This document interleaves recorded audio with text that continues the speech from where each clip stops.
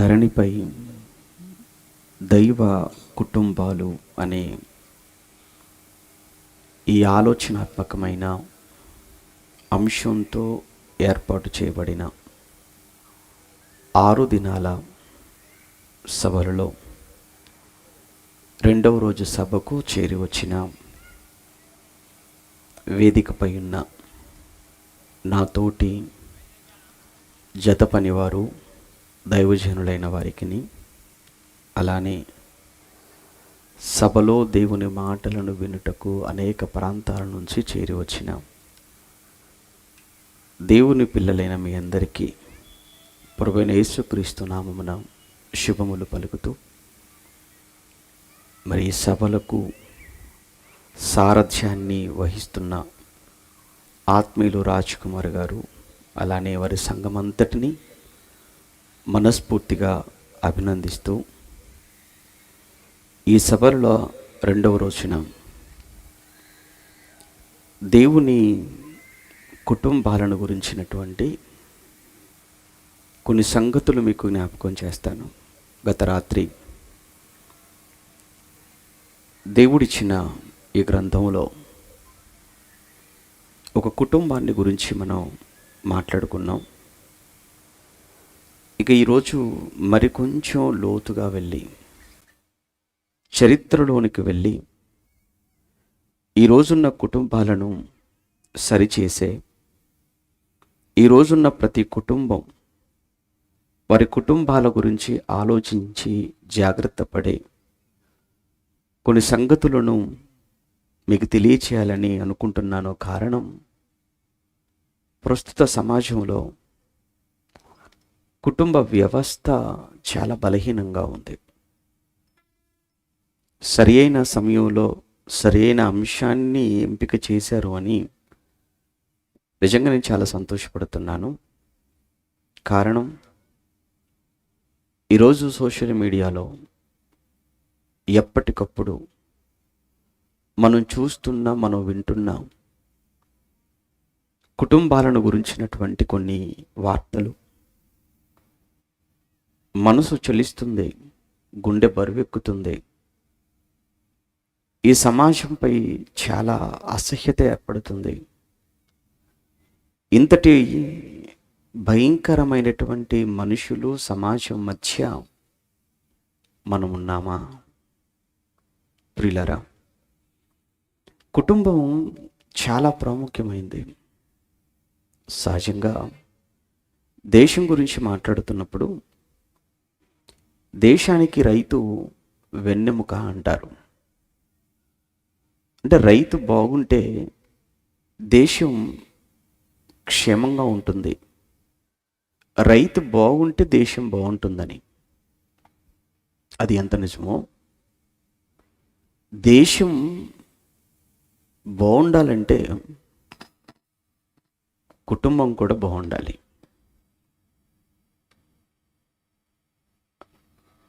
ఇవి చూడండి, బాగానే ఉంది, మళ్ళీ ఏదో చేస్తున్నారు సౌండ్. ఏం చేయకండి. ఇది నాకు రైట్ సైడ్లో ఉన్న మానిటర్ బాగోలేదు.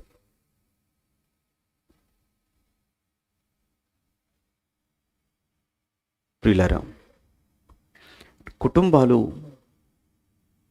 దేశానికి బ్యాక్ బోన్ లాంటివి, వెన్నెముక లాంటివి. ఎందుకు ఈ మాట చెప్తున్నాను అంటే,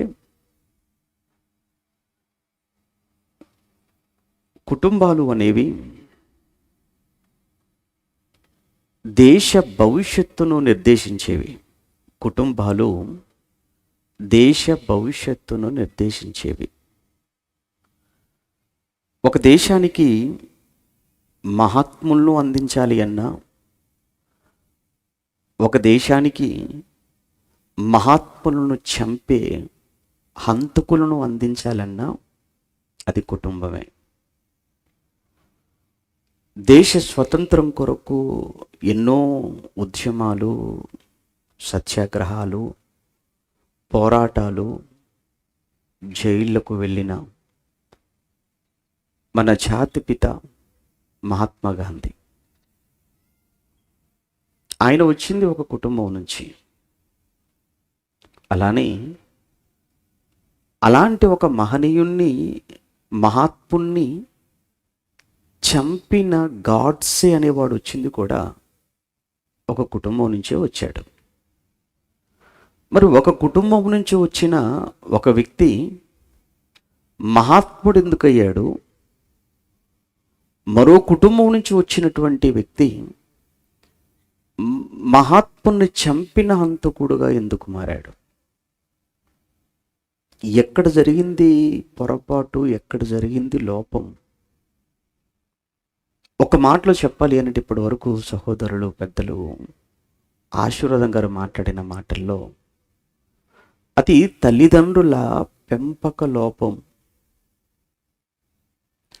తల్లిదండ్రుల పెంపక లోపం అది పిల్లల మీద ప్రభావం చూపుతుందా? తల్లిదండ్రుల నిర్లక్ష్యం అది పిల్లల జీవితాలను, దేశాన్ని కూడా పాడు చేసే పరిణామంగా మారుతుందా అంటే ముమ్మాటికి నిజం. ఒకసారి ప్రారంభం నుంచి బైబిల్లో మనం చదువుతున్నప్పుడు కుటుంబంలో మొదటి కుటుంబం భూమి మీద అవ్వ, ఆదాములు. దేవుడు ఆదామును చేశాడు. కొద్ది రోజుల తర్వాత అదే ఆదాముకు గాఢ నిద్రను కలుగచేసి అదే ఆదాములో నుండి ప్రక్కటెముకను తీసి స్త్రీనిగా నిర్మించి ఇరువురిని ఏకం చేసి ఒక కుటుంబ వ్యవస్థగా దేవుడు ఏర్పాటు చేశాడు. వారి దాంపత్య ఫలం లేదా వారి దాంపత్య ఫలితం భూమి మీద పుట్టిన మొట్టమొదటి వ్యక్తి కయ్యను. ఒకసారి కయ్యను పుట్టినప్పుడు, కయ్యను జన్మించినప్పుడు, కయ్యను పుట్టినప్పుడు ఆ పుట్టినటువంటి కయ్యనును చూసి ఆ కయ్యనును ఎత్తుకుని ఆ తల్లి ఎంత ఆనందపడిందో, ఆనందపడుతూ ఆ బిడ్డను విషయంలో ఏం మాట్లాడుతుందో ఒక్కసారి ఆదికాండము 4వ అధ్యాయం మొదటి వచనం నేను చదువుతాను, జాగ్రత్తగా మీరు చూడగలిగితే. ఆదికాండం 4వ అధ్యాయం మొదటి వచనంలో, ఆదాము తన భార్య అయిన హవ్వను కూడినప్పుడు ఆమె గర్భవతి అయి కయీనును కని, యెహోవా దయ వలన నేనొక మనుష్యుని సంపాదించుకున్నాను. దేవుని దయ వలన నేను ఒక మనుష్యుణ్ణి సంపాదించుకున్నాను అని మాట్లాడుతుంది. నిజంగా ఎంత మంచి మాట కదండి, ఎంత చక్కటి స్టేట్మెంట్ కదా. ఇక్కడ హవ్వ ఇచ్చిన స్టేట్మెంట్ నిజంగా నాకు చాలా ఆశ్చర్యాన్ని కలిగించింది, చాలా ఆనందానికి గురి చేసింది. ఎవరు మాట్లాడుతున్నారు ఈరోజు ఇక్కడ కూర్చున్నటువంటి తల్లులుగా? మీరు ప్రసవించినప్పుడు మీ ప్రసవము ద్వారా పుట్టిన కుమార్తెను కానీ కూతురును కానీ మీరు చూసి నిజంగా నేను దేవుని దయ వలన ఒక కుమార్తెను, దేవుని దయ వలన ఒక కుమారుణ్ణి సంపాదించుకున్నాను అని పలికిన, చెప్పిన స్త్రీలుగా, తల్లులుగా మీలో ఎంతమంది ఉన్నారో నాకు తెలియదు, మీకు తెలియాలి. ఒకసారి ఆలోచించండి. ఇక్కడ నిజంగా ఈ తల్లి ఆ బిడ్డ విషయంలో నేను ఆదాము దయ వలన, నా భర్త దయ వలన అని మాట్లాడటం లేదు, కానీ దేవుని దయ వలన నేను ఒక మనుషుని సంపాదించుకున్నాను. ఇక్కడ కూర్చున్నటువంటి ప్రతి తల్లి, ప్రతి తండ్రి కూడా మీరు జ్ఞాపకం ఉంచుకోవాల్సినటువంటి నిత్య సత్యం, మీరు మీ పిల్లలు అనుకుంటున్న, మీ పిల్లలుగా మీరు చెప్పుకుంటున్న ఆ పిల్లలు దేవుడు మీకు దయచేసినటువంటి పిల్లలు. మీరు దేవుని దయ వలన మీరు సంపాదించుకున్న పిల్లలు. మర్చిపోకూడదు ఆ మాట. కారణం గర్భఫలం దేవుడిచ్చు బహుమానం అన్నాడు జ్ఞాని సొలొమోను. గర్భఫలము దేవుడు ఇచ్చు బహుమానం. ఇక్కడ కయీను విషయంలో అవ్వ ఆ మాట పలికింది ఒక తల్లిగా. పోనీ తండ్రులు ఎవరైనా ఆ పిల్లల విషయంలో నిజంగానే ఈ పిల్లలు దేవుడు నాకు ఇచ్చిన పిల్లలు అని పలికినటువంటి తండ్రులు ఉన్నారా అని బైబిల్ వెతుకుతున్నప్పుడు ఒక సందర్భంలో యాకోబు గారు దేవుడు తనకిచ్చిన పిల్లల గురించి మాట్లాడుతూ తన అన్న ఏశావుతో 34వ అధ్యాయం ఆది కాండాన్ని మీరు చూడగలిగితే ఒకసారి మరల ఇక్కడికి వద్దాం. ఆది కాండం 34వ అధ్యాయాన్ని మీరు జాగ్రత్తగా చూడగలిగితే ఆది కాండం 33వ అధ్యాయం, క్షమించండి, ఆది కాండం 33వ అధ్యాయం 3వ వచనం నుంచి చదువుతున్నప్పుడు, తాను వారి ముందర వెళ్ళుచు తన సహోదరుని సమీపించు వరకు 7 మార్లు నేలను సాగిలపడెను. సందర్భం మీకు తెలుసు అనుకుంటాను, దీని గురించి ఎక్కువగా నేను ఎక్స్ప్లెయిన్ చేయదలుచుకోలేదు, ఎందుకంటే చాలా విషయాలు ఉన్నాయి కనుక. ఒక మాట చెప్తాను. ఈ యాకోబు లాబాను అనగా పద్దనరాములో హారానుకు వచ్చి సుమారు 20 ఏళ్ళు గడిచిపోయింది. 20 ఏళ్ళ అనంతరము తన భార్యలు పిల్లలతో దేవుడు తనకిచ్చిన సమస్త ఆ సంపదతో తిరిగి తన స్వదేశానికి బయలుదేరాడు. తన స్వదేశానికి చేరుకుంటున్న సమయంలో తానే ఏశావు యొద్దకు మనుషులను పంపి కబురు పెట్టాడు. ఎప్పుడైతే ఏశావు యాకోబు వస్తున్నాడు అన్న సంగతి తెలిసిపోయిందో, ఏశావు అటువైపు నుంచి 400 మంది మనుషులతో బయలుదేరాడు. యాకోబుకు చాలా భయం వేసింది. కారణం ఏంటంటే ఒకానొక సమయంలో 20 ఏళ్ల క్రితం, 20 సంవత్సరాల క్రితం ఏశావు యాకోబును చంపాలనుకున్నాడు. ఒక అన్న ఏశావు తన తోడబుట్టిన తమ్ముడైన యాకోబును చంపాలి అని అనుకున్నాడు. అలాంటి సమయంలో, అలాంటి పరిస్థితుల్లో తల్లి రిబకా చాలా తెలివిగా యాకోబును అక్కడి నుంచి తప్పించేసింది. కానీ ఏశావు పగ మాత్రం యాకోబు మీద చల్లారలేదు. ఇక్కడ ఏశావు 400 మందితో వస్తున్న సమయంలో యాకోబు భయపడిపోయి తను చంపుతాడేమో తన అన్న అనుకుని తన అన్నలో ఉన్న పగను చల్లార్చాలి, తన మీద ఉన్న ద్వేషాన్ని పోగొట్టాలి, సమాధాన పడాలి అన్న ఆలోచనతో అన్న ఏశావును సమీపించే వరకు 7 మారులు అతను సాగిలపడ్డాడు. అదే సమయంలో ముందుగానే దూతలను పంపినప్పుడు కూడా చాలా చక్కటి మాటలు, చాలా గౌరవంతో కూడుకున్న మాటలు మాట్లాడతాడు. ఎలాంటి మాటలు మాట్లాడతాడు అక్కడ చదువుతున్నప్పుడు అండి, తన అన్న ఏశావును అన్నగా కాదు, నా ప్రభువుతో చెప్పండి అంటాడు దూతలతో. అంటే తన సేవకులను పిలిచి, మీరు నా అన్న ఏశావు దగ్గరకు వెళ్ళి, ఆయన నా అన్న కాదు, ఆయన నా ప్రభువు అని మీరు సంబోధించండి. ఆయన దగ్గరకు వెళ్ళి నా బాస్ అని సంబోధించండి. ఆయన దగ్గరకు వెళ్ళి అక్కడే యాకోబు మీద ఉన్నటువంటి కొద్దో గొప్ప ఆ పగ బహుశా చల్లారిపోయి ఉండొచ్చు కొంచెమైనా. ఈలోపు యాకోబు సమీపించే వరకు అతన్ని 7 మారులు ఏశావుకు సాష్టాంగ పడిపోతున్నాడు. దగ్గరకు వచ్చేటప్పటికి ఏశావే పరిగెత్తుకుని వెళ్ళి యాకోబును కౌగిలించుకుంటాడు. యాకోబును కౌగిలించుకున్న సమయంలో అన్నదమ్ములు ఇద్దరు ఒకరి మెడ మీద ఒకరు పడిపోయి ముద్దు పెట్టుకుంటూ కన్నీళ్లు కారుస్తున్న ఆ సిచ్యువేషన్ అంతా చదువుతున్నప్పుడు మనసు పులకరించిపోతుంటుందండి. 20 సంవత్సరాల శత్రుత్వం, 20 సంవత్సరాల పగ, ప్రతీకారాలు అక్కడ ఫుల్ స్టాప్, చల్లారిపోయాయి. ప్రేమ ఆరంభమైంది. ఆ సమయంలో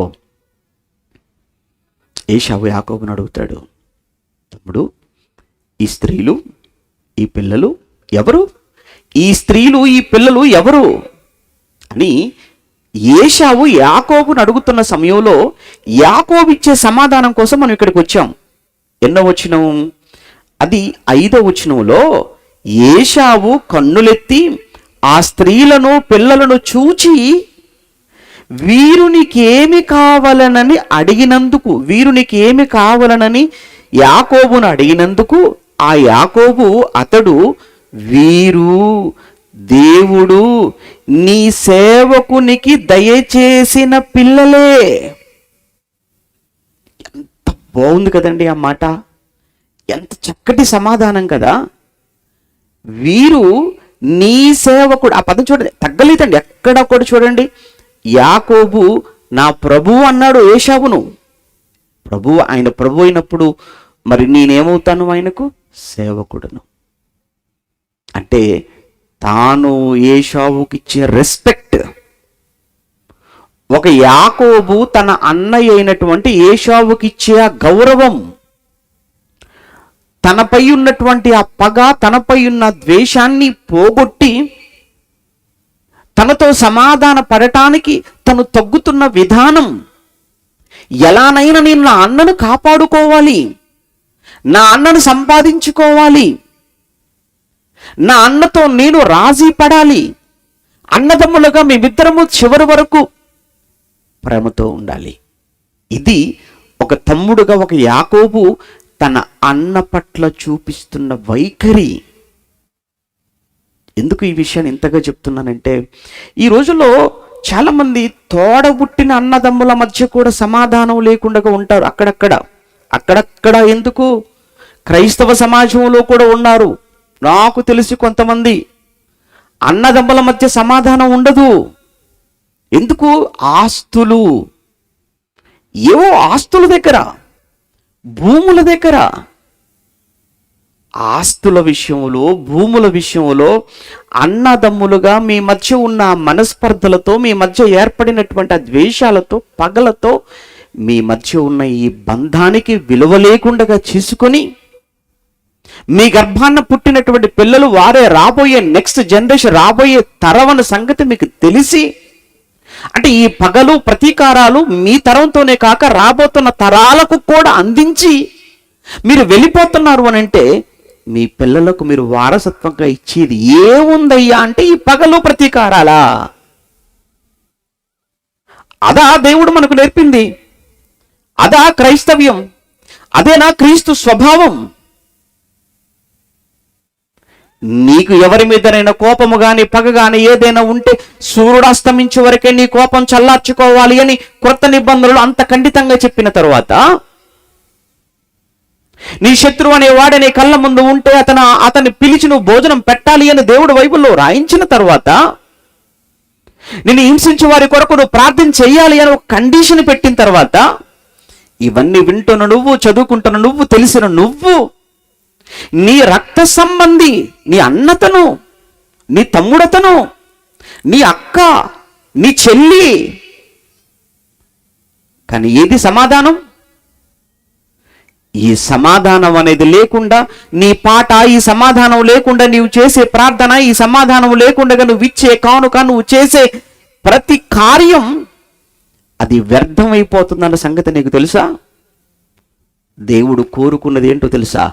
నీ పాట కాదు, నీ ప్రార్థన కాదు ఆయన కోరుకునేది, సమాధానాన్ని కోరుకుంటున్నాడు.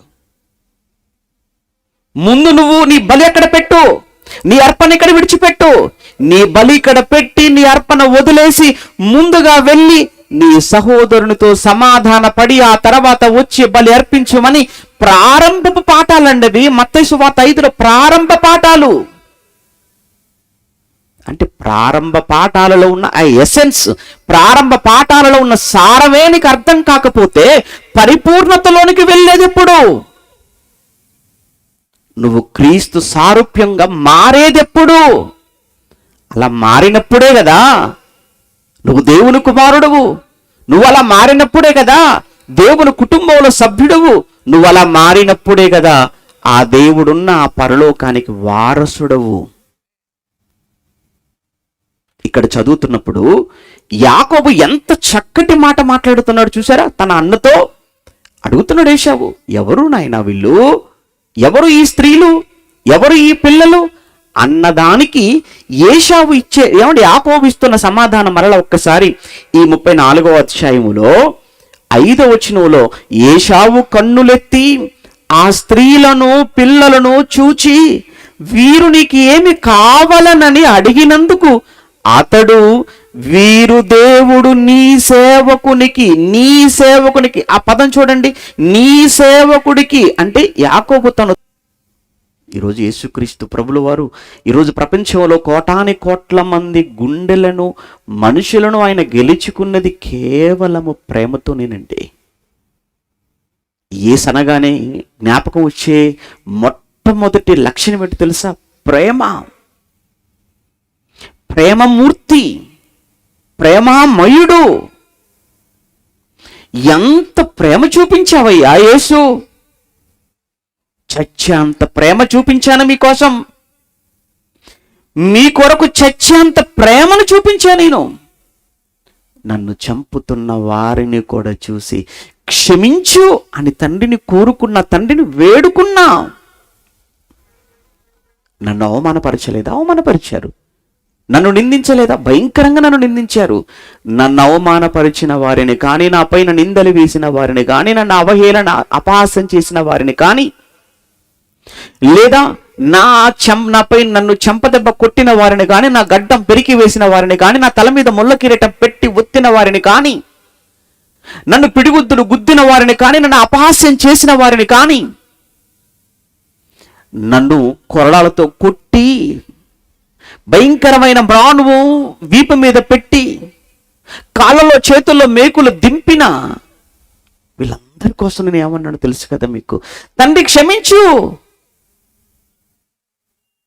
ఈరోజు నువ్వు క్షమించలేకపోతున్నావా?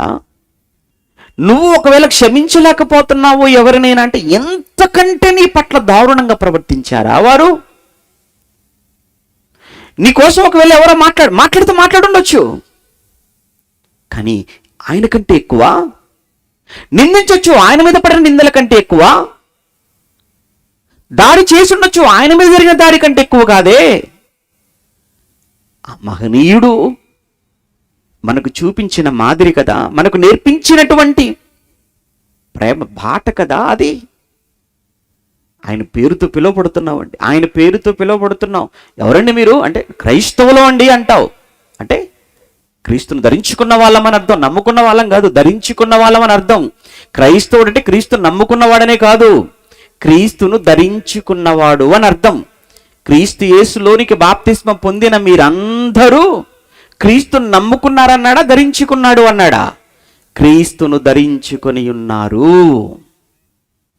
అంటే క్రీస్తును నువ్వు ధరించుకున్నావు. క్రీస్తును ధరించుకోవడం అన్న మాటకు అర్థం ఏంటి? క్రీస్తు యొక్క క్యారెక్టర్ను ధరించుకోవడం. అంటే నిన్ను చూస్తే ఆ క్రీస్తులో ఉన్నటువంటి ఒక్కొక్క క్యారెక్టర్ నీలో కనబడాలి. ఇక్కడ యాకోబు తన అన్న ఏశావుతో మాట్లాడుతున్న మాటలో వీరికి ఏమి కావాలి అని అడిగినప్పుడు ఆయన అంటున్నాడు, అయ్యా వీరు అడిగినందుకు, వీరు దేవుడు నీ సేవకునికి దయచేసిన పిల్లలే. దేవుడు నీ సేవకునికి దయచేసిన పిల్లలు. అదే మనం అనుకోండి, అక్కడ మనం ఉంటే ఏమంటాం తెలుసా అండి? ఎవరు తమ్ముడు వీళ్ళంటే, నా పిల్లలన్నా అంటాం మనమైతే. అన్నా ఈ పిల్లలు ఎవరు? నా పిల్లలు రా తమ్ముడు అంటాం మనమైతే. కానీ యాకోబు అలా అంటం లేదు. నీ సేవకునికి దేవుడు నాకు దయచేసిన పిల్లలు. ఆ పద చూడు, దేవుడు నాకు ఇచ్చిన పిల్లలు. ఎప్పుడైనా కానీ మీరు మాట్లాడుతున్నప్పుడు అండి, ఏమండి మీకు ఎంతమంది పిల్లలంటే, ఏమండి దేవుడు నాకు 2 ఆ మాట అంటారండి అసలు? పిల్లల్ని పరిచయం చేసినప్పుడు ఎప్పుడైనా కానీ, ఎవడు నాకు దేవుడు ఇచ్చినటువంటి కుమార్తె అండి, దేవుడు నాకు ఇచ్చిన కుమారుడు అని ఎప్పుడైనా ఎవరితోనైనా మనం అలా మాట్లాడాం. మన భాషే వేరు, మన స్టైలే వేరు. ఏదో మనమే కష్టపడ్డాం, మనమే చేసుకున్నాం, మనమే ఇచ్చాం రూపం వాళ్ళకు అన్నంతగా. చూసారా నా పిల్ల? తెలియట్లే నీకు? ఆ ముక్కు చూడు, ఆ రంగు చూడు, ఆ హైట్ చూడు, మళ్ళీ చెప్పాలా నా పిల్లలని నీకు? మన భాష ఇలా ఉంటుంది. కానీ యాకోబు అలా మాట్లాడట్లేదు. దేవుడు ఏమన్నాడు? దేవుడు దయచేసిన పిల్లలు, దేవుడు దయచేసిన పిల్లలు నీ సేవకునికి అన్నాడండి. ఎందుకు ఇక్కడ తీసుకొచ్చాను?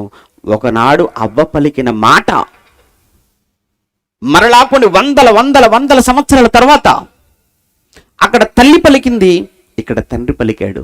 అక్కడ తల్లి ఏమని మాట్లాడింది మనం చదువుకున్నాం కదా. 4వ అధ్యాయం అండి, ఆదికాండం 4వ అధ్యాయము 1వ వచనంలో ఏమంటుంది ఆ తల్లి? కయీను చేత పట్టుకుని కయీను చూస్తూ, యెహోవా దయ వలన నేను మనుష్యుణ్ణి సంపాదించుకున్నాను. అక్కడ యాకోబు దేవుడు దయచేసిన పిల్లలు. ఇప్పుడు మనకి ఏం అర్థం కావాలి? ఈరోజు నేను ఒక తండ్రిగా ఉన్నాను అంటే, ఈరోజు నేను ఒక తల్లిగా మారాను అని అంటే, ఒక తల్లి తండ్రి అనేటువంటి ఒక సమాజంలో ఒక విలువైనటువంటి ఒక పాత్ర, ఒక విలువైనటువంటి బాధ్యత లేదా గౌరవం అంటే గౌరవం కాదండి. తండ్రి అంటే గౌరవం కాదు. తల్లి అంటే నిన్ను గౌరవప్రదమైన, దేవుడు నిన్ను ఒక గౌరవప్రదమైన స్థానంలో నిలవబెట్టాడు. ఒక తల్లిగా మర్చిపోకూడదు, ఒక తండ్రిగా మర్చిపోకూడదు. ఎందుకంటే వివాహమైన తర్వాత ఎంతోమంది పిల్లలు లేక బాధపడే వాళ్ళు లేరా? చాలామంది ఉన్నారండి. పిల్లలు లేక వివాహమై 2 ఏళ్ళు 3 ఏళ్ళు 4 ఏళ్ళు 5 ఏళ్ళు 10 ఏళ్ళు అవుతున్న పిల్లలు లేక లోపల నలిగిపోతున్న, కుమిలిపోతున్న ఎంతోమంది భార్యాభర్తలు సమాజంలో మన కళ్ళ ముందు ఉన్నారు. వాళ్ళు పాపం తిరగని హాస్పిటల్ ఉండదు, చేయని ధర్మకార్యాలు ఉండవు, వెళ్ళని పుణ్యక్షేత్రాలు ఉండవు. అయినా పిల్లలు లేరు. ఆ బాధ ఎలా ఉంటుందో ఒకసారి వాళ్ళని అడగండి, చెప్తారు. ఒకానొక సమయంలో బైబిల్లో ఇదే యాకోబు గారికి రాహేలు అనేటువంటి ఆవిడ యాకోబుతో అంటుంది, నాకు పిల్లలను ఇస్తావా లేదా నన్ను చావమంటావా? నువ్వు పిల్లలు నాకు ఇవ్వు, లేని ఎడలా నేను చచ్చిపోతాను అని మాట్లాడుతుంటది 30వ అధ్యాయంలో ఆదికాండంలో. పిల్లలు లేకపోతే నేను చచ్చిపోతానయ్యా అంటే, పిల్లలు లేకపోతే అలా ఉంటుందా? చాలా. అలాంటిది నీ పైన గొడ్రాలు అనేటువంటి ఒక నింద లేకుండా నిందను తొలగించి నిన్ను ఒక తల్లిగా దేవుడు నిలబెట్టాడు. మర్చిపోకూడదు. నిన్ను ఒక తండ్రిగా నిలబెట్టాడు. ఒకవేళ పిల్లలు లేకపోతే నిన్ను కూడా చాలా అనుమానంగా చూస్తారు కదా సమాజం. పురుషుడిగా నిన్ను అనుమానిస్తుంది సమాజం. కానీ నిన్ను ఒక తండ్రిగా, ఒక తల్లిగా ఈ సమాజంలో నువ్వు తల ఎత్తుకునే విధంగా గౌరవప్రదమైన ఒక బాధ్యతలో దేవుడు నిన్ను పెట్టినందుకు ఆ పిల్లలను చూసినప్పుడు దేవుడిని జ్ఞాపకం చేసుకోవా? దేవుడిచ్చిన పిల్లలుగా నువ్వు అనుకోవా? ఎందుకు ఈ విషయం చెప్తున్నాను అని అంటే, దేవుడిచ్చిన పిల్లలు అని అనుకున్నప్పుడు మాత్రమేనండి ఆ పిల్లల విషయంలో మనం చాలా కేరింగ్గా ఉంటాం, చాలా జాగ్రత్తగా ఉంటాం. ఎవరిదైనా ఒక కారు మనం తీసుకెళ్ళినా, ఎవరిదైనా ఒక బైక్ మనం తీసుకెళ్ళిపోయినా, ఎవరిదైనా ఒక వస్తువు మనం తెచ్చుకున్నా ఎంత జాగ్రత్తగా వాడుకుంటామండి. ఎందుకంటే అమ్మయ్యో ఏమండి వాళ్ళు మనకి ఇచ్చారండి, జాగ్రత్తగా వాళ్ళు ఎలా ఇచ్చారో అలా ఇవ్వాలండి. మళ్ళీ తిరిగి మనదనుకోండి ఆ పోనీలేండి అనుకుంటాం, కానీ ఇతరులదైతే చాలా జాగ్రత్త. అలానే పిల్లలు నీ పిల్లలను అనుకున్నావు, అందుకే వదిలేసావు. ఇక్కడ నాకు అర్థం కాని విషయం ఏంటంటే, అవ్వ మాట్లాడడం చాలా చక్కగానే మాట్లాడింది, దేవుని దయవల్ల సంపాదించుకున్నాను అని. కానీ ఎందుకో ఆ తర్వాత నిర్లక్ష్యమా తెలియదు, అలక్ష్యమో తెలియదు, ఏంటో మొత్తానికి తెలియదు. కానీ ఆ కుటుంబాన్ని మాత్రం నిజంగా వాళ్ళిద్దరూ భార్య భర్తలుగా ఎవరు ఆదాము అవ్వలు ఆ కుటుంబాన్ని నిలబెట్టుకోలేకపోయారండి. కారణం పుట్టిన మొదటివాడే ఏ కొడుకును ఏ కుమారుని చూసి అయితే దేవుని దయవల్ల సంపాదించుకున్నాను అని ఆనందపడిందో ఆ కుమారుడే హంతకుడుగా మారబోతున్నాడు. ఆ కుమారుడే తోడబుట్టిన మరో కుమారుణ్ణి చంపబోతున్నాడు అని గ్రహించలేకపోయింది తల్లి. అలా అని ఆ ఒక్కరోజు చంపిన ఆ ఒక్క క్షణాన్ని గురించి మనం ఆలోచించకూడదు. వాడు అలా చంపాడు అని అంటే ఒక్కసారి బాగా చూడండి, చంపాడు అంటే ఒక్క రోజుకి హంతకుడు కాడు. అప్పటికప్పుడు హంతకుడు అవ్వలేదు కయ్యను, అప్పటికప్పుడు హంతకుడు కాలేదు కయ్యను. ముందు నుంచి వాడు అడుగులు పోగోలేవట. ముందు నుంచి వాడి క్రియలు బాగోలేవు. ఈ విషయం ఇక్కడ మనకు తెలియదు, కానీ ఈ విషయాన్ని ఎక్కడో బైబిల్ ముగిస్తూ చివరిలో యోహాను అనేటువంటి అపోస్తలుడు గారి ద్వారా దేవుడు రాయిస్తూ యోహాను గారు రాసినటువంటి మొదటి పత్రిక, యోహాను గారు రాసిన మొదటి పత్రిక 3వ అధ్యాయం, యోహాను గారు రాసిన మొదటి పత్రిక 3వ అధ్యాయము 10, 11 వచనంలో మాట్లాడుతూ 11లో మనము ఒకరినొకడు ప్రేమింపవలెను అనున్నది మొదటి నుండి మీరు వినిన వర్తమానమే కదా. మనము కయీను వంటి వారమై ఉండరాదు. వాడు దుష్టుని సంబంధి అయి తన సహోదరుణ్ణి చంపెను. వాడు అతన్ని ఎందుకు చంపెను? చూడండి, వాడు అతన్ని ఎందుకు చంపెను? ఎందుకు చంపాడు అంటే తన క్రియలు చెడ్డవియు తన సహోదరుని క్రియలు నీతి గలవియునై ఉన్నవి గనుక అన్నాడు. అంటే తన క్రియలు చెడు, తన సహోదరుని క్రియలు నీతి. అంటే చెడు క్రియలు చేస్తున్నాడు. చెడు క్రియలు చేస్తున్న వ్యక్తి నీతి క్రియలు జరిగించే వాడిని చూస్తే తట్టుకోలేడు. మనకు అర్థమవుతుంది. బాగా ఎక్కడెక్కడో కనెక్ట్ అయిపోతుంటాయి. అవును, ఎక్కడెక్కడో కనెక్ట్ అవుతాయి, అవ్వాలి కూడా. నీతి క్రియలు జరిగించే వాడిని చూస్తుంటే చెడు క్రియలు చేసేవాడు భరించలేడు. ఈరోజు సమాజంలో క్రైస్తవులంగా మనం చేసేవి మంచి క్రియలు ముమ్మాటికి. అంటే మనుషులను మంచి మనుషులుగా మారుస్తున్నాం. తాగుబోతులు మారిపోయారు, హంతకులు మారిపోయారు, దొంగలు మారిపోయారు కదా, మత్తు పదార్థాలకు బానిసైపోయిన వాళ్ళు మారిపోయారు. ఎన్నెన్నో భయంకరమైన వ్యసనాలకు లోనైన ఎందరో దేవుని వాక్యం చేత పట్టబడ్డారు, దేవుని వాక్యానికి లోబడిపోయారు, వాళ్ళ జీవితాలను మార్చుకున్నారు, కుటుంబాలను కట్టుకున్నారు, ఆనందంగా జీవిస్తున్నారు. కానీ ఈ సమాజంలో కొందరు ఉంటారు, వారు తిరుగుబోతులు, వారు త్రాగుబోతులు, వారు మత్తుకు బానిసలుగా ఉన్నవారు. వారు క్రైస్తవులు చేస్తున్న ఈ క్రియలు తట్టుకోలేరు. అలా అని వాళ్ళెవరు, మనమెవరు? అందరము ఆదాము సంతానమే, ఒక మనిషి నుంచి వచ్చిన వారమే, అందరూ ఆ పరమ తండ్రి పిల్లలే. కానీ ఒకరోజు కయీను హెబెలును చంపడానికి కారణం చూస్తుంటే హెబెలు యొక్క క్రియలు బాగున్నాయి, వీడి క్రియలు బాగోలేవు. బాగోలేని వాడు బాగున్న వాడిని చూసి మనసులో అసూయ పెట్టుకుంటున్నాడు. ఆ అసూయ కాస్త ఏమైపోయిందనంటే ద్వేషం అయిపోయింది. ఆ ద్వేషం కాస్త ఏమైపోయింది, కాలం గడిచేటప్పటికీ పగగా మారింది. ఆ పగ ఏం కోరుకుందంటే ప్రాణాన్ని కోరుకుంది. అంటే ప్రారంభం ఏంటయ్యా అంటే అసూయ. మర్చిపోకూడదు, అసూయ. కాబట్టి అసూయ అనేది మంచడా అని నువ్వు అనుకుంటున్నావు, చూసావా? అసూయ. ఆ అసూయ ఏమైపోతుంది? ద్వేషం అయిపోద్ది లోపల. నువ్వు అతని పేరెత్తితే తట్టుకోలేవు, నువ్వు అతని పేరెత్తితే చిరాకు వచ్చేస్తుంటది, అతను గుర్తొస్తే నీకు నిద్ర పట్టదు. కయ్యను కూడా అంతేనండి. తమ్ముడే, ఎవరో ఒక తమ్ముడే, సొంత తమ్ముడు. చూసారా, ఒకే కుటుంబం, ఒకే ఫ్యామిలీ, కానీ ఒక కుటుంబంలోనే ఒక అన్న తమ్ముని చూసి వారో లేకపోతున్నాడు. ఒక కుటుంబంలోనే సొంత అన్నే తమ్ముని చూసి అసూయపడుతున్నాడు.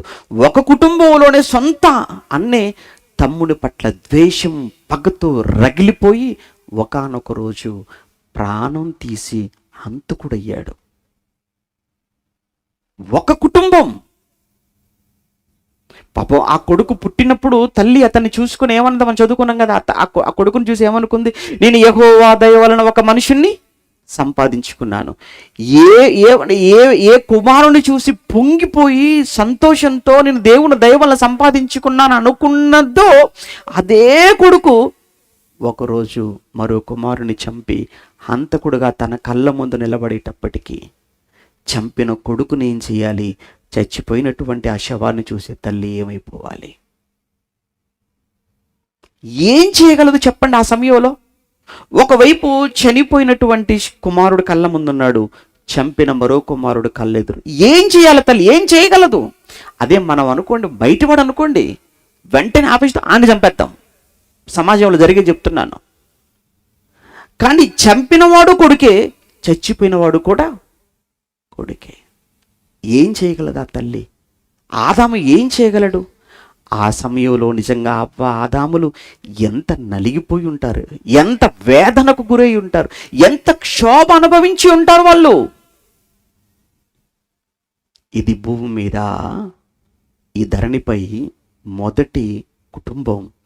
ఈ ధరణిపై మొదటి కుటుంబంలో జరిగిన ఈ అలజడి, ధరణిపై మొదటి కుటుంబంలో ప్రారంభమైన ఈ రక్తపాతం,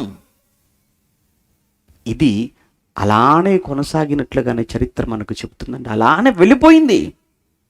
ఒకే కుటుంబం. ఇలా చూస్తున్నప్పుడు అండి, మరలా ఒకే కుటుంబంలో ఈ విధమైన పరిస్థితులు ఇంక ఎక్కడెక్కడ ఉన్నాయా అని వెతుకుతున్నప్పుడు అదే ఆరంభ కాలంలో, అదే ఆది కాండంలో, అదే యాకోబు కుటుంబంలో మనం చూస్తామండి. మరలా యాకోబుకు 12 మంది కుమారులు కదా. ఆ 12 మంది కుమారుల్లో 11వ వాడు యోసేపు. యోసేపు తర్వాత 12వ వాడు బెన్యామీను. ఆ బెన్యామీను కంటూనే రాహేలు చనిపోయింది. అందులో యాకోబు గారు వృద్ధాప్యంలో పుట్టినటువంటి కుమారుడు యోసేపు. వృద్ధాప్యంలో పుట్టాడు, తల్లి లేదు కదా అని కొంచెం అందరికంటే ఎక్కువ ప్రేమను చూపించాడు అని రాయబడుతుంది ఆదికాండం 37లో. తను ఎక్కువ ప్రేమ చూపించటం కూడా మిగిలిన 10 మంది ఉన్నారు చూసారా, బెన్యామీను వదిలేస్తే మిగతా 10 మంది. ఈ 10 మంది ఆ తండ్రి యోసేపు మీద ఎక్కువ ప్రేమ చూపించటం కూడా వాళ్ళు సహించుకోలేకపోయారు. ఒకటి. రెండవది ఏంటంటే, అక్కడ ఈ అన్నలు మాట్లాడుతున్నటువంటి కొన్ని తప్పుడు మాటలు, వారు చేసే చిన్న తప్పుడు పనులు ఏవైతే ఉన్నాయో, ఈ తప్పుడు మాటలను, ఈ తప్పుడు పనులను ఎప్పటికప్పుడు ఆ తండ్రికి చేరవేస్తూ ఉన్నాడు. ఒకటి, తండ్రికి ఇష్టమైన వాడుగా ఉన్నాడు, ఎక్కువగా ప్రేమించబడుతున్నాడు. 2, వీళ్ళు చేసేటువంటి తప్పుడు పనులు ఎప్పటికప్పుడు తీసుకుని వచ్చి తండ్రికి చెప్తూ ఉన్నాడు. దీనితో యోసేపు మీద పగపట్టారు అని 37వ అధ్యాయంలో రాయబడుతుంది. ఈలోపు యోసేపు అమాయకుడు అండి. యోసేపుకు వెనక ఇంత జరుగుతుందనే సంగతి పాపం తనకు తెలియదు కదా. అన్నలు కదండి, ఎందుకలా అనుకుంటారు అని అనుకుంటారు. నిజమే కదా. మరి ఆ తర్వాత ఈ యోసేపు తనకు కలలు వస్తుంటాయి. ఆ కలలు తీసుకుని వెళ్ళి అన్నలతో చెప్తుంటాడు. అందులో ఒక కళ చెప్పాడు. అన్నలు మనం అందరము మన చేనులోకి వెళ్ళిపోయి పనులు కడుతుంటే, నా పన నిలబడితే మిగతా పనులన్నీ నా పనకు సాష్టాంగ నమస్కారం చేశాయనేటప్పటికీ ఒకరు చూసుకుంటే అప్పటికే అసూయపడుతున్నారు. ఇది చెప్పేటప్పటికి ఏంట్రా అనుకుంటున్నారు. ఎలా కనపడుతున్నావు అంటే, నువ్వేదో పెద్ద హీరో, మేమంతా కూడా నీకు సాష్టాంగ పడతామా, నీ పాదాల మీద పడిపోతామా అని మనసులో అనుకుంటూ, అక్కడ రాయబడిన మాట ఏంటంటే 5వ వచనంలో 37:5లో మరీ పగపట్టిరి అని రాయబడింది. 4వ వచనంలో చదువుతున్నప్పుడు అండి అతని మీద పగపట్టి అన్న మాట ఉపయోగించాడు. 5వ వచనానికి వచ్చేటప్పటికి మరీ పగపట్టిరి అంటాడు. అలా 8వ వచనానికి వచ్చేటప్పటికి మరింత పగపట్టిరి అన్నాడు. 11వ వచనానికి వచ్చేటప్పటికి అతని సహోదరులు అతని యందు అసూయపడిరి అని ముగించేశాడు. మొత్తానికి ఈ 10 మంది అన్నలు మర్చిపోకూడదు, అన్నలు తమ్ముడైన యోసేపు మీద పగతో ఉన్నారు, చాలా పగతో ఉన్నారు. ఆ పగ అసూయతో ఆరంభమైంది. ఏంటా అసూయ అంటే, అదేనండి, ఎక్కువగా ప్రేమిస్తున్నాడు కదా తండ్రి. దానికి తోడు ఎప్పటికప్పుడు సమాచారాన్ని తండ్రికి చేరవేస్తున్నాడు కదా. ఎక్కువగా ప్రేమిస్తే సహించుకోలేరు. ప్రేమిస్తే సహించుకోలేరు. ఏమండి, మీకు లేదా ఆ మనసు? చాలా మందికి ఉంటుంది. చాలా మందికి అసూయ అనేది ఉంటుంది. అసూయను మీరు విడిచిపెట్టండి. సహజంగా మీకు ఏం తెలుసు అంటే, పొగ త్రాగటము, మద్యం సేవించటము ఆరోగ్యానికి హానికరం అని అప్పుడప్పుడు మీరు చూస్తుంటారు యాడ్లు. ఏవేవి హానికరం? పొగ త్రాగటము హానికరం ఆరోగ్యానికి, మద్యపానం కూడా ఆరోగ్యానికి హానికరం. ఇవి 2 ఎంత హానికరమో అంతకంటే హానికరం ఏంటంటే అసూయ. కనుక ఇప్పుడు ఈ రెండింటికి తోడు ఇది కూడా యాడ్ చేసుకోవాలి. మద్యపానము, పొగ త్రాగటమే ఆరోగ్యానికి హానికరం కాదు, అసూయ కూడా ఆరోగ్యానికి హానికరం. అసూయ అనేది ఆత్మీయ జీవితానికి చాలా ప్రమాదం. అసూయ పడకండి ఎవరిని చూసి కూడా. ఇటు ఒకే కుటుంబంలో ఉన్న వారి మధ్య అసూయలు ఎందుకండి నాకు తెలియక. ఒక కుటుంబంలో ఉన్న వారి మధ్య కూడా అసూయ ఎందుకు? వాళ్ళ మధ్యలోనే ఉంటాయండి. ఎవడో ఇల్లు కట్టుకుంటే మనకేంటంటే మనకేం అనిపించదండి. ఎవడో కారు కొనుక్కుంటే మనకేం అనిపించదండి. ఎవడికో లక్షల రూపాయల సంపాదన వస్తే మనకేం అనిపించదు. కానీ మనోడు కారు కొంటే మాత్రం నిద్ర పట్టదు. ఎవడో 10 అంతస్తులు కట్టుకున్నా చూసుకుంటూ వెళ్ళిపోతాం. కానీ మనోడు కట్టుకున్నాడు అనుకోండి, అది చూసినప్పుడల్లా ఏమనిపించుతుంది? ఎప్పుడు పడిపోతుందా అనిపిస్తుంటుంది మనసులో. పడిపోతే బాగుండు అనిపిస్తుంటుంది. ఎందుకంటే ఎప్పుడు కూడా మనవాడు ఎప్పుడు బాగుపడకూడదు, మనవాడు ఎప్పుడు కూడా మనకి ఈక్వల్గా ఉండకూడదు, మనకంటే ఎతకూడదు, ఎప్పుడు మనకంటే కిందే, పైకి అస్సలు వెళ్ళకూడదు. తెలుసా అండి? ఆ చిన్నప్పటి నుంచి ఒక కథ చెప్పేవాళ్ళండి, ఏదో పీతల కథ చెప్పేవాళ్ళు. బహుశా మీరు వినే ఉండొచ్చు. పీతల గురించి మాట్లాడతారు, తెలుసు కదండి. అన్ని దేశాల పీతలు అన్ని తీసుకొచ్చి అన్ని డబ్బాలలో పెట్టారట. ఇది అమెరికా పీతలు. పీతలు అని తెలుసా? తెలంగాణ ఎండ్రకాయలు అంటారు కదా, తెలంగాణ ప్రాంతంలో ఎండ్రకాయలు అంటారు కదా, ఆంధ్రాలో పీతలు అంటారు. ఇవి ఏంటివి? అమెరికా పీతలు, ఇవి ఆస్ట్రేలియా పీతలు, ఇవి ఇంగ్లాండ్ పీతలు అని అవన్నీ వేసేసి పైన మూత పెట్టకుండా వదిలేశారు. ఇండియా పీతలను పైన మూత పెట్టేశారట. అప్పుడు అడుగుతున్నారట వచ్చిన వాళ్ళు, ఏమండి ఇవన్నీ అన్ని పీతలే కదండి, మరి ఈ అన్నిటికీ మూత వదిలేసి దీనికి ఎందుకు అంటే మిగతా వాటంటికి ఏమంటారు అని అంటే మూత పెట్టేసి దీనికి వదిలేశారట ఇండియా వాటికి. అదేంటంటే అన్ని పీతల అన్నిటికీ పైన మూతలు క్లోజ్ చేసేసి ఈ ఇండియా పీతలకి ఎందుకు మీరు మూత పెట్టలేదు? అన్ని క్లోజ్ చేశారు, ఇది ఎందుకు ఓపెన్ చేశారు అంటే వాళ్ళు చెప్పిన సమాధానం ఏంటంటే, ఈ ఇండియా పీతలకి ఎందుకు మూత పెట్టలేదంటే, ఒకవేళ ఏ పీత అయినా పైకెక్కి బయటికి వెళ్ళిపోదాం అనుకున్నా కింద ఉన్న పీత ఊరుకోదు, లాగేస్తుంటుంది కిందికి, అందుకే దీనికి మూతలు అవసరం లేదు. కానీ మిగతా ఉన్నవి చూసారా, అవి ఎలాంటివి అని అంటే ఇవి ఒకదానికొకటి చక్కగా సహకరించుకుంటూ చక్కగా అన్నీ కూడా బయటికి వెళ్ళిపోవడానికి ప్లాన్ చేస్తాయి. కానీ ఇవి అలా కాదు, ఒకటి వెళ్ళిపోతుంటే లాగేస్తుంటుంది, ఇంకోటి వెళ్ళిపోతుంటే ఇంకో లాగేస్తుంటుంది. చూసారా? అందుకు దీనికి మూత పెట్టాల్సిన పని లేదు. అంటే అర్థం ఏంటంటే వీళ్ళు ఎదగనివ్వరు, వీళ్ళు వెళ్ళనివ్వరు. ఎవరు చెప్పారు ఏమో కానీ స్టోరీ కరెక్ట్గా చెప్పినట్టుగా ఉంది కదా. ఎవరో కాదు. ఈరోజు ఒక్కసారి మీరు ఆలోచించండి, మీ కుటుంబాలలో ఎస్పెషల్లీ మీ రక్త సంబంధికులలో ఆ రోజు కయీను హెబెలును చంపడానికి అదే కారణం. ఇక్కడ కూడా చూస్తుంటే యోసేపు పట్ల చూసారు, ఎవరో బయట వాళ్ళు కాదండి, సొంత అన్నలు యోసేపును చూసి పగట, మరింత పగట, అసూయ. అమాయకుడండి, కల్లా కపటం తెలియని వాడండి. వెళ్తున్నాడు, తండ్రి పిలిచేసి, నాయన మరి మీ అన్నలు ఎక్కడికో వెళ్ళారు కదా, దూర ప్రాంతాలకు వెళ్ళారు, వాళ్ళు ఎలా ఉన్నారో ఏంటో తెలియదు కదా, నువ్వు వెళ్ళి వారి క్షేమ సమాచారం తీసుకునిరా. అలానే అన్నలు చాలా కాలం అయింది పాపం, వాళ్ళు మంచి భోజనం లేక నువ్వు వెళ్తున్నావు కనుక మంచి భోజనం కూడా తీసుకెళ్ళని పంపించేస్తే అలాగే వెళ్ళిపోతుంటే చూసారు, దూరం నుంచి చూసి ఎంత వెటకారం, ఎంత హేళన మాట్లాడుతున్నారు అని అంటే, అదిగదిగో తమ్ముడు వస్తున్నాడు అంటాం లేదు. చూసారు కలలుగనేవాడు వస్తున్నాడు. వచ్చాడు మీ తమ్ముడు కాదా వచ్చేది, కలలుగనేవాడు వస్తున్నాడని వెటకారం అండి. సెటైర్లు వేస్తున్నారండి తమ్ముడి మీద. కుటుంబంలో చెప్తున్నాను, చాలామంది భార్యలు భర్తల మీద సెటైర్లు వేస్తుంటారు, భర్తలు భార్యల మీద వేస్తుంటారు, చివరికి పిల్లల మీద, అన్నల మీద, తమ్ముళ్ళ మీద. ఎవరు వాళ్ళు? నీ తోబుట్టువులు కదా, నీ రక్త సంబంధికులు కదా.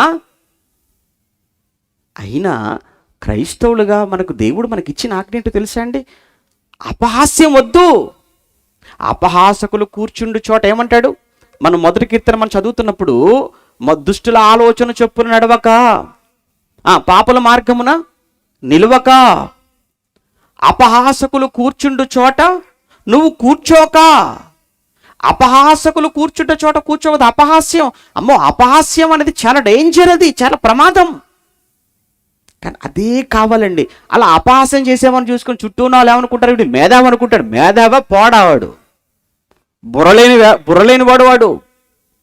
కానీ ఎవరి మీదనైనా కానీ ఏమంటే కుళ్ళిపోయినటువంటి జోకులేసి ఏమంటే వాళ్ళని ఇబ్బంది పెడుతుంటారు. ఏమంటే హాస్యం అంటే ఎలా ఉంటుందో తెలుసా అండి, అందరూ నవ్వుకునే విధంగా ఉంటుంది హాస్యం. కానీ అందరినీ నవ్వించడానికి ఒకరిని బాధ పెడుతున్నావు చూసావా, అది హాస్యం కాదు, అది అపహాస్యం. హాస్యానికి అపహాస్యానికి ఉన్న తేడా మీకు తెలియాలి.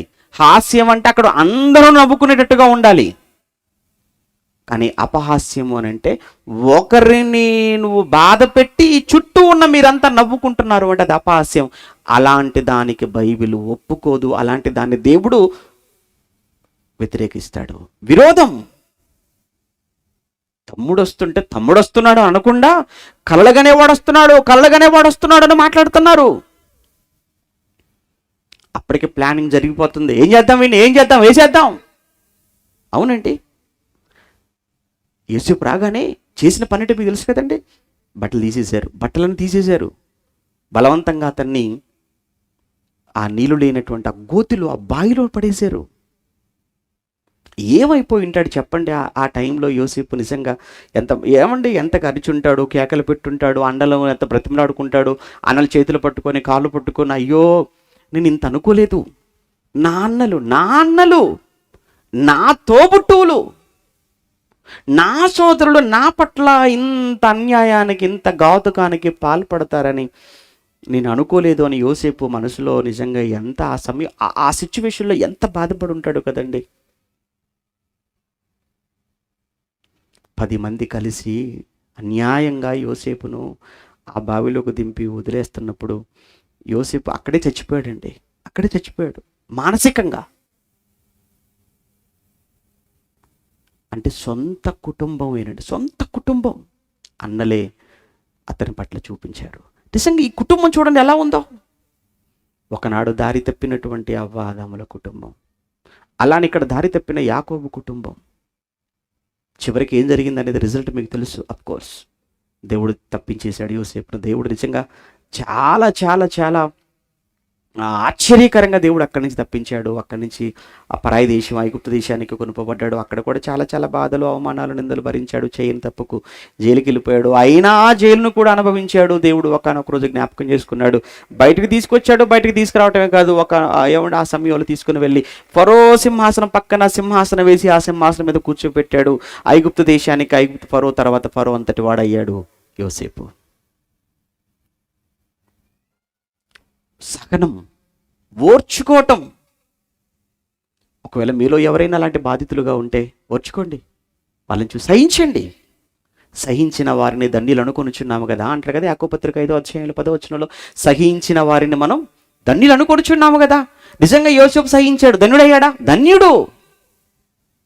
యోసేపు సహించాడు, ధన్యుడు అయ్యాడు. ఎలా ధన్యుడు? ఎంత గొప్ప పొజిషన్. దాసుడుగా వచ్చినటువంటి యోసేపు ఆ దేశానికి దాసుడుగా వచ్చిన యోసేపు చివరికి వచ్చేటప్పటికి ఆ దేశానికి బాసుగా చేశాడు దేవుడు. సహించండి. సహిస్తున్నామంటే చేతకాక కాదు, సహిస్తున్నాడు అంటే వాడు చేతకాక కాదు. కొడుతున్నారు, బయటికి వెళ్ళినప్పుడు, పత్రికలు ఇచ్చినప్పుడు, పంచుతున్నప్పుడు ఆ చెంప ఈ చెంప కొడుతున్నారు. వాళ్ళు సహిస్తున్నారు. తిరిగి అనలేక కాదు, మాటలు రావా అనలేక కాదు, వారు ఎదురు తిరగలేక కాదు, సహిస్తున్నారు. ఎందుకు? సహించిన వారిని ధన్యులు అనుకొనుచున్నాము కదా. ప్రియులారా, క్రైస్తవుడి యొక్క సహనములో దాగిన ధన్యత ఒకవేళ ఈరోజు ఈ చుట్టూ ఉన్న వారికి అర్థం కాకపోవచ్చు, అర్థం కాక చేతకాని వారు అనుకోవచ్చు, పిరికివారు అనుకోవచ్చు, బలహీనులు అనుకోవచ్చు, ఎవరు లేరనుకోవచ్చు, ఏమైనా అనుకోవచ్చేమో. కానీ ఒక రోజు ఉంది, మర్చిపోకండి, ఒకానొక రోజు ఉంది. ఆ రోజు క్రైస్తవుడు ఎంత గొప్పవాడో, ఎంత ఘనుడో, క్రైస్తవుడికి దేవుడిచ్చే కిరీటం ఏంటో, దేవుడిచ్చే ఆధిక్యత ఏంటో ఒకరోజు అర్థమవుతుంది. అంతా చూస్తారు. వరి అవ్వకండి. అది చరిత్ర మనకు నేర్పిస్తుంది. ఆ తర్వాత రండి ఇంకా ఇంకా అలా ముందుకు వెళ్ళిపోతే ఇంకో కుటుంబాన్ని గురించి మీకు చెప్పి నేను ముగించేస్తాను. దావీదు కుటుంబం. దావీదు ఎంత గొప్పవాడో మనకు తెలియంది ఏం కాదు. దావీదు చాలా మంచివాడు, చాలా గొప్పవాడు. చిన్ననాటి నుంచి చాలా బైబిల్ నేర్చుకున్నవాడు, దేవుడి పట్ల చాలా భక్తి కలిగిన వాడు, దేవుడు కోసం రోషం కలిగిన వాడు, దేవుడు కోసం చాలా రోషం కలిగిన వాడుగా కనబడతాడు. కత్తి పట్టాడు, యుద్ధంలోకి వెళ్ళాడు అంటే విజయం తప్ప ఓటమి ఎరుగినటువంటి గొప్ప ధీరుడు, వీరుడు దావీదు. వెళ్ళాడు అంటే విజయంతో రావడమే. ఎప్పుడు ఆయన జీవితంలో ఓటమి అనేది లేదు దావీదు జీవితంలో. అలాంటి గొప్పవాడు. కానీ వివాహమై పిల్లలను కన్న తర్వాత ఆ పిల్లలందరి కోసం ముఖ్యంగా ఒకరోజు ప్రార్థన చేస్తుంటాడండి. వివాహమై రాజైన తర్వాత తన కుటుంబం కోసం దేవుణ్ణి ఏం అడుగుతున్నాడు, తన కుటుంబం కోసం ఏమైనా అడుగుతున్నాడో ఒకసారి చూస్తారా? ఒకసారి చూడాలి. ఈ సమయంలో సమూయేలు రెండవ గ్రంథం 7వ అధ్యాయం, సమూయేలు 2వ గ్రంథం 7వ అధ్యాయము చివరి వచనంలో చదువుతున్నప్పుడు దయచేసి దావీదు గారి విజ్ఞాపన అండి దేవుడికి, దయచేసి నీ దాసుడనైన నా కుటుంబం, రాజుగా ఉండి మాట్లాడుతున్నాడు, రాజుగా ఉండి విజ్ఞాపన దేవునికి, దయచేసి నీ దాసుడనైన నా కుటుంబము నిత్యము నీ సన్నిధిని ఉండునట్లుగా దానిని ఆశీర్వదించుము. యెహోవా నా ప్రభువా, నీవు సెలవిచ్చి ఉన్నావు, నీ ఆశీర్వాదము నుండి నా కుటుంబము నిత్యము ఆశీర్వదింపబడునుగాక. ఒక అద్భుతమైన మనవి దేవుడు ముందు పెట్టాడు. ఏంటంటే నా కుటుంబము నిత్యము నీ సన్నిధిలో ఉండాలయ్యా. అంత బాగుంది కదండి. ఏమండి, మీరు తండ్రులుగా మీరు ఎప్పుడైనా కానీ నిజంగా దేవుడికి ఈ ప్రార్థన చేశారా అండి? తల్లుగా మీరు ఎప్పుడైనా కానీ మీ కుటుంబం విషయంలో దేవుడికి ఇలాంటి మాట మీరు అన్నారా అండి? దేవా, నాకు ఏమొద్దు నాయన, నాకు అన్నీ ఉన్నాయి చాలు నాయన, ఇక నాకు ఎక్కువేమొద్దు, నా కుటుంబము నిత్యము నీ సన్నిధిలో ఉంటే చాలయ్యా, నా కుటుంబం, నా భార్య, నా పిల్లలు, నేను నిత్యము నీ సన్నిధిలో కనబడితే చాలయ్యా అని ఏ రోజైనా ఎప్పుడైనా మీరు దేవుణ్ణి అడిగారో లేదో నాకు తెలియదు. కానీ ఒకానొక సమయంలో దావీదు అడిగాడు. ఇక్కడ చూస్తున్నా, దావీదు అడిగాడు. అలా అడిగినటువంటి దావీదు ఆ తర్వాత తనకు పుట్టిన పిల్లలు ఉన్నారే, ఆ పిల్లలందరినీ కూడా సమకూర్చి, పిల్లలందరినీ కూడా చాలామంది పిల్లలు ఉన్నారు దావీదు, చాలామంది పిల్లలు. ఎందుకంటే భార్యలు ఉన్నారు, భార్యలతో పాటు ఉపపత్నులు ఉన్నారు, భార్యలకు పుట్టిన పిల్లలు, ఉపపత్నులకు పుట్టిన పిల్లలు చాలామంది ఉంటారు. వాళ్ళందరినీ కూర్చోబెట్టుకునేవాడు. వాళ్ళందరినీ కూర్చోబెట్టి ఏం చెప్తున్నాడు తెలుసా? వాళ్ళందరూ కూర్చోబెట్టి ఏం చెప్పేవాడు ఆయన? ఒకసారి కీర్తనల గ్రంథం 34వ కీర్తన 11వ వచనాన్ని ఒక్కసారి మీరు చూడగలిగితే, 34:11లో పిల్లలారా మీరు వచ్చి నా మాట వినండి, యెహోవా యందలి భయభక్తులు మీకు నేర్పెదను, దేవుని యందైన భయభక్తులు మీకు నేర్పెదను, బ్రతుకగోరువాడు ఎవడైనా ఉన్నాడా అన్నాడు. మొత్తానికి అక్కడ మనకు అవసరమైన మాట పిల్లలారా మీరు రండి అన్నాడు. యెహోవా యందు భయభక్తులు మీకు నేర్పెదను అన్నాడు. తన కుటుంబం ఎప్పుడు కూడా దేవుని సన్నిధిలో ఉండాలని కోరుకున్న ఒక గొప్ప మహనీయుడు దావీదు. తన పిల్లలు తన చుట్టూ కూర్చోబెట్టుకొని దేవుని యందు భయభక్తులు కలిగి ఉండాలని నేర్పిన గొప్ప తండ్రి దావీదు. అయితే ఈ సమయంలో దావీదు జీవితం అంతా కూడా చాలా క్లీన్గా ఉంది, చాలా క్రిస్టల్ క్లియర్గా ఉంది దావీదు జీవితం. కానీ ఒకరోజు దావీదు తన జీవితంలో చేసిన ఒక తప్పు, ఒక పొరపాటుతో కుటుంబం అంతా పాడైపోయి, కుటుంబం అంతా అస్తవ్యస్తమైపోయి, కుటుంబం అంతా చెదిరిపోయింది. బాగా ప్రారంభించాడు జీవితాన్ని, చక్కగా ముగింపులోకి తీసుకెళ్తున్నాడు. చక్కగా ప్రారంభించి ముగింపులోకి తీసుకుని వెళుతున్న సమయంలో దావీదు తన జీవితంలో తను చేసిన ఒకే ఒక్క పొరపాటు, మరలా మర్చిపోకండి, ఒక్క తప్పు తన కుటుంబం పతనమైపోవటానికి కారకుడుగా మారిపోయాడు. ఏంటి ఆ పొరపాటు?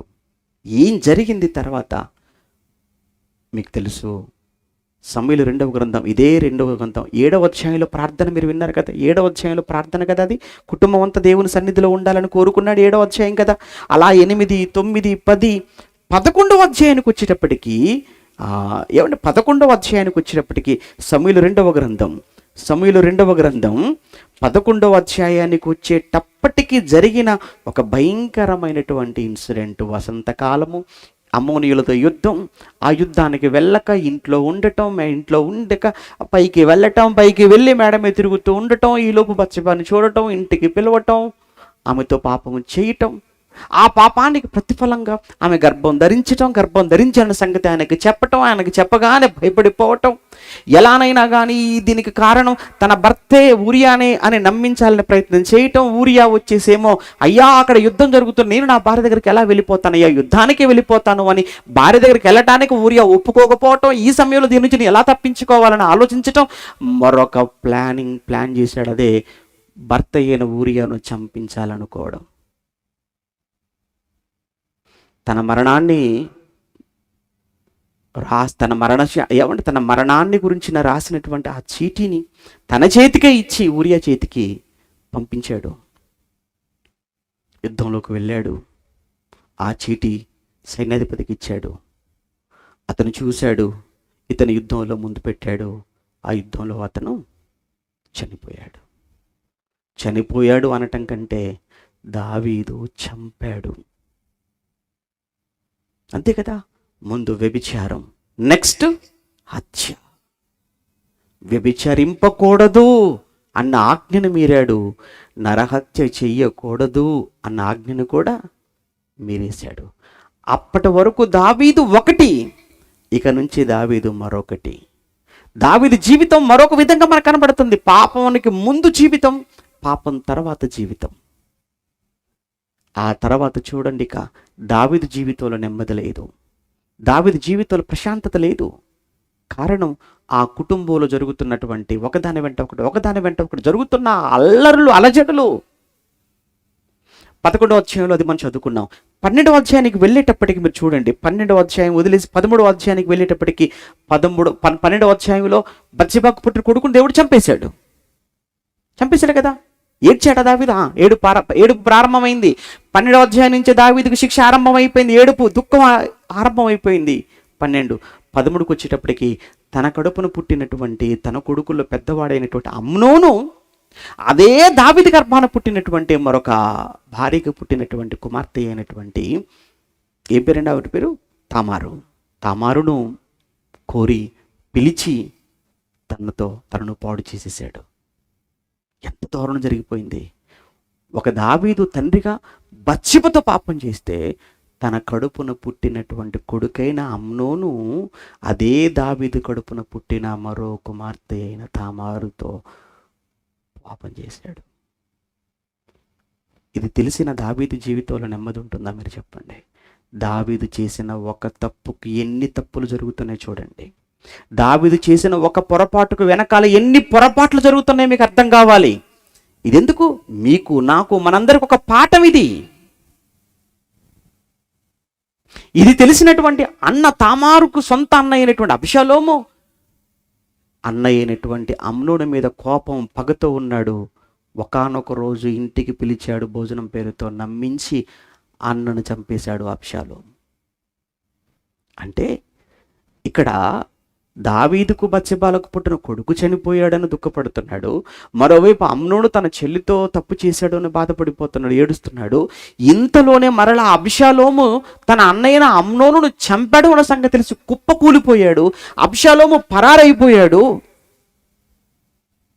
అలా 4 సంవత్సరాలు గడిచిపోయింది. మరలా అబ్షాలోము వచ్చాడు యెరూషలేముకు. వచ్చిన అబ్షాలోము తిన్నగా లేడు. ఇప్పుడు ఏకంగా తండ్రి కూర్చున్న సింహాసనానికి ఎసరు పెట్టాడు. ఆ సింహాసనం కావాలని కోరుకుంటున్నాడు, తండ్రి కూర్చున్న సింహాసనం. ఆ సింహాసనం కొరకు తను చేసిన ప్రయత్నం ఏంటో తెలుసా? 17వ అధ్యాయానికి మీరు చదువుకుంటే సమూయేలు 2వ గ్రంథం 17లో అహీతోపేలు అనేటువంటి వ్యక్తితో కలిసి, సలహాదారుడితో కలిసి, మంత్రితో కలిసి తన తండ్రి అని కూడా చూడకుండా తన తండ్రి అయిన దావీదును చంపడానికి బయలుదేరిపోయాడు. అప్పప్ప, ఏంటండి దావీదు జీవితం? 11వ అధ్యాయంలో పాపం చేశాడు. 12వ అధ్యాయంలో కొడుకు చనిపోయాడు. ఆ 13వ అధ్యాయానికి వచ్చేటప్పటికి ఆ ఒక కొడుకు కూతుర్ని చెరిపేశాడు. అదే అధ్యాయంలో చివరికి వెళ్ళేటప్పటికి ఒక కొడుకు మరో కొడుకుని చంపేశాడు. ఇలా కొన్ని సంవత్సరాలు 4 సంవత్సరాలు గడిచేటప్పటికి ఎవడు ఆ కొడుకు పారిపోయాడు, మరలా ఆ పారిపోయిన కొడుకు 4 సంవత్సరాల తర్వాత మరలా వచ్చాడు. వచ్చిన తర్వాత కుట్ర ప్రారంభమై తన సింహాసనాన్ని లాక్కోవడానికి కొడుకు చేసే ప్రయత్నంలో ఇక దావీదు జీవితంలో ఎక్కడ మనశ్శాంతి, ఎక్కడ నెమ్మది? చివరికి దావీదు చేసిన పని ఏంటంటే అప్పటికప్పుడు అర్ధాంతరంగా ఆకస్మికంగా తనతో ఉన్నటువంటి వాళ్ళందరినీ వెంట పెట్టుకుని రాత్రికి రాత్రి ఉన్న కట్టు బట్టలతో బయలుదేరి అరణ్యానికి వెళ్ళిపోయాడు. పారిపోయాడు, దావీదు పారిపోయాడు. పారిపోయిన దావీదును వదిలిపెట్టక వీడు వెళ్ళాడు. అబ్షాలోము తనతో పాటు ఉన్న సైన్యం తీసుకుని దావీదును చంపడానికి వెళ్ళాడు, కానీ చివరికి వాడే చచ్చాడు. ఇప్పుడు అబ్షాలోము తన కొడుకు చచ్చిపోయాడన్న వార్త విన్న తర్వాత గుండె ముక్కలైపోయింది, బద్దలైపోయింది. దావీదు హృదయం పగిలిపోయింది. ఎందుకయ్యా దావీదు నీ జీవితం ఎంత చక్కగా ఉన్న జీవితం కదా నీది, ఎంత ఆనందంగా ఉన్న జీవితం కదా. నువ్వు ఏం కోరుకున్నావు? నీ కుటుంబం అంతా దేవుని సన్నిధిలో ఉండాలని కోరుకున్నావు కదా. నీ కుటుంబం అంతా దేవునితో ఆశీర్వదించబడాలని కోరుకున్నావు. కోరుకోవడం అయితే బాగానే కోరుకున్నావు. పిల్లలందరినీ కూర్చోబెట్టి చక్కటి మాటలే నేర్పించావు. కానీ నీ బుద్ధి గడ్డి తిన్నది ఒకరోజు తండ్రిగా నువ్వు చేసిన తప్పు ఆ తర్వాత నీ పిల్లలు కుటుంబం ఎలా చెదిరిపోవటానికి కారణమైందో ఒక్కసారి మీరు ఆలోచించండి. దావీదు ఆలోచించాడు, ఎందుకు ఇవన్నీ జరుగుతున్నాయి నా కుటుంబంలో అని వెనకకి తిరిగి చూస్తే ఆయనకు కనిపించింది, నేను వేసిన తప్పటడుగు, నేను చేసిన పొరపాటు, ఆ పొరపాటు ఫలితం ఇవన్నీ. అప్పటి వరకు ఆ తప్పు చేయనంత వరకు ఒక దావీదును చూసాము. ఆ తర్వాత నుంచి బాధ, వేదన, కన్నీళ్ళు, నెమ్మది లేకుండా ఉన్న దావీదును మనం చూస్తుంటాం చివరి వరకు. మీరు కూడా అలానే అనుకుంటారు, ఏముందులే అనుకుంటారు. మీరు ఏముందులే అని మీరు అనుకుంటున్నారా? ఆ రోజు దావీదు కూడా ఏముందులే అనుకున్నాడు బత్షెబతో. కానీ ఇన్ని జరిగాయన్న సంగతి నీకు తెలిసిన తర్వాత ఇప్పటికైనా మానుకుంటావా, కంటిన్యూ చేస్తావా? ఒక తండ్రిగా, ఒక తల్లిగా మీ కుటుంబం పట్ల మీకు ఏమాత్రం ప్రేమ ఉన్నా, మమకారం ఉన్నా, అనురాగం ఉన్నా, ఆ కుటుంబం చక్కగా దేవునిలో ఉండాలనుకున్నా మీరు ఏ విధమైన తప్పులు చేస్తున్నారో నాకు తెలియదు, ఎవరిని మోసం చేస్తున్నారో నాకు తెలియదు, ఎవరిని దోచుకుంటున్నారో నాకు తెలియదు, ఎవరితో అబద్ధాలు ఏం చేస్తున్నారో తెలియదు. కానీ ఇవన్నీ కుటుంబం మీద ప్రభావం మాత్రం ఖచ్చితంగా చూపిస్తాయి. అదే దావీదు జీవితం. ఒకసారి ఆలోచించండి. దేవుని కుటుంబమైన అవ్వ ఆదాముల కుటుంబం ఎలా చెదిరిపోయింది, యాకోబు కుటుంబంలో ఎలాంటి అసూయలు బయలుదేరిపోయాయి, దావీదు కుటుంబం ఎలా ముక్కలైపోయింది, దావీదు జీవితం నెమ్మది లేకుండా అయిపోయింది. ఇలా ఈ భూమి మీద దేవుడు ఏర్పాటు చేసిన కుటుంబాలు ఎలా ఒక్కొక్క కుటుంబం ఎలా దారి తప్పి ఎలా పతనానికి వెళ్ళిపోయాయో చరిత్ర చదువుతున్నటువంటి మనం మన కుటుంబాలు అలా కాకూడదు. దేవుడు ఆనందపడే, దేవుడు మెచ్చే ఒక మంచి కుటుంబంగా మీ కుటుంబాలు ఉండాలి, మారాలి అని ఆలోచించి సహోదరు రాజ్ కుమార్ గారు, వారి సంఘం, వారితో పాటు ఉన్న వీళ్ళందరూ 6 దినాలు ఇంత చక్కగా మొదటిసారిగా చేస్తున్నారని చెప్పారు. చాలా ఆనందం వేసింది. ప్రియులారా, మీ మీద ఉన్న ప్రేమ, మీ మీద వారికి ఉన్నటువంటి ఆ శ్రద్ధ, దేవుడు వారికి అప్పగించిన బాధ్యతను ఇంత చక్కగా జరిగిస్తున్నారు. ప్రార్థించండి. రాబోయేటువంటి మిగతా 4 దినాలు కూడా దేవునికి మహిమకరంగా జరగాలి. మీరందరూ ఆశీర్వదించబడాలి. వాక్యం చెప్పడానికి రాబోతున్న దైవజనులు కూడా దేవుని జ్ఞానంతో నింపబడి మీకు ఈ సమాజానికి అవసరమైన ఎన్నో సంగతులు వారు చెప్పి మిమ్మల్ని అందరినీ వెలిగించాలని మనస్ఫూర్తిగా కోరుతూ ఈ మాటలు ముగిస్తున్నాను. ప్రార్థన చేసుకుందాం. ప్రేమ కలిగిన మా కన్న తండ్రి, మీకు వందనాలు. ఈ 6 దినాల సభలలో 2వ రోజు సభ మీకు మహిమకరముగా, మీ పిల్లలకు దీవెనకరంగా మీరు జరిగించారు. వచ్చిన మీ పిల్లలు మీ మాటలతో నింపబడి వెళుతున్నారు. ఆలోచించాలి, ఎక్కడ తప్పటడుగులు పడుతున్నాయో గ్రహించాలి. ఇప్పటికైనా మీ పిల్లలు సరిచేసుకోవాలి. వారి కుటుంబాల పట్ల బాధ్యత కలిగి ఉండాలి. అట్టి మనస్సు వారికి ప్రసాదించమని వేడుకుంటూ ఎంతో భారభరితమైన ఈ కార్యక్రమానికి శ్రీకారం చుట్టి నడిపిస్తున్నా అన్న రాజ్ కుమార్ అన్నను మీరు జ్ఞాపకం చేసుకోండి. వేదిక మీద ఉన్నటువంటి నిజంగా మీ పిల్లలు అనేక ప్రాంతాల నుంచి ఈ దేశంలో కాదు విదేశాలకు ఉపాధి కోసం వెళ్ళి తండ్రిగా మిమ్మల్ని అక్కడ ఎరిగిన వారుగా కొందరైతే, సత్యంలోనికి వచ్చిన వారుగా మరికొందరైతే, నిజంగా మీ పిల్లలు అక్కడ వారి మధ్య ఏర్పడిన ఆ పరిచయం, ఆ ప్రేమ ఈరోజు వేదిక మీద మరలా అందరూ కలిసి ఈ కార్యక్రమంలో పాలిభాగస్తులు అవ్వటానికి కారణమని ఎరిగి చాలా ఆనందపడుతున్నాం. ఈ ప్రేమలో మేము చివరి వరకు కొనసాగులాగిన కృప చూపించండి.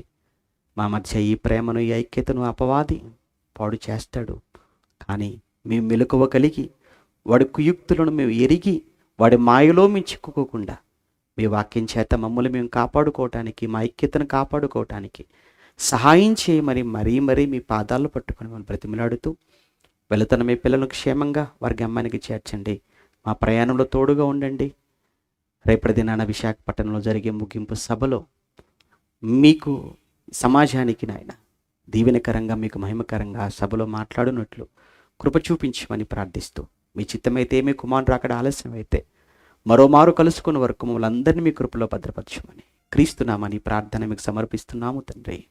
ఆమేన్. మన తండ్రి అయిన దేవుని ప్రేమ, కుమారుడైన యేసుక్రీస్తుల వారి కృప, పరిశుద్ధాత్మని యొక్క అన్యోన్య సహవాసం ఇప్పుడు ఎల్లప్పుడూ సదాకాలం మనందరికీ తోడై నడిపించునుగాక. ఆమేన్.